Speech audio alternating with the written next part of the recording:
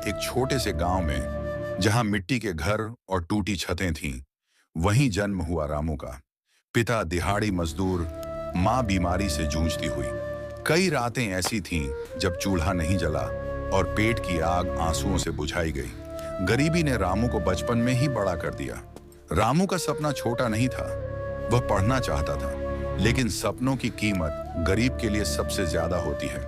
दिन में चाय की दुकान पर कप धोते हुए और रात में टूटी सड़क लाइट के नीचे वह किताबें खोला करता। गांव वाले हंसते थे, अरे रामू, किस्मत देखी है अपनी, पढ़ाई अमीरों के लिए होती है। लेकिन रामू जानता था, अगर मेहनत न की तो किस्मत कभी नहीं बदलेगी। एक दिन जिंदगी ने सबसे बड़ा झटका दिया।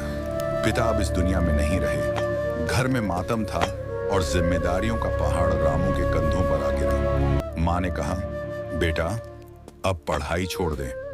लेकिन उस दिन रामू ने फैसला कर लिया, वह हालात से लड़ेगा, किस्मत से नहीं डरेगा। आंखों में आंसू थे, लेकिन हाथों में किताब। रोजगार की तलाश में रामू शहर पहुंचा।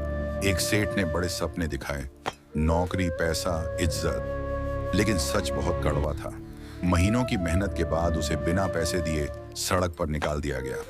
भीड़ के बीच बैठा रामू खुद से एक सवाल पूछ रहा था, अगर मैं गरीब हूं तो क्या मुझे इंसान कहलाने का हक नहीं? कभी कभी भगवान किसी इंसान के रूप में मदद भेजता है। एक बूढ़े मास्टर जी रामू की लगन देखकर उसका सहारा बने। उन्होंने कहा, बेटा, किस्मत दरवाजा बंद कर दे तो मेहनत खिड़की खोल देती है। रामू ने फिर से पढ़ाई शुरू की, दिन रात मेहनत की और पहली बार जिंदगी ने उसे मुस्कुराने का मौका दिया। सालों बाद वही रामू, जिसे कभी लोग गरीब कहकर हंसते थे, आज एक बड़ा अफसर था। जब वह अपने गांव लौटा तो आंखों में घमंड नहीं, बस सुकून था।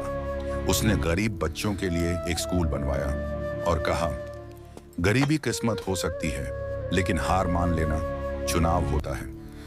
यह कहानी सिर्फ रामू की नहीं है, यह कहानी हर उस इंसान की है जो हालात से लड़ना जानता है, क्योंकि किस्मत भी उसी का साथ देती है जो हार मानना नहीं जानता।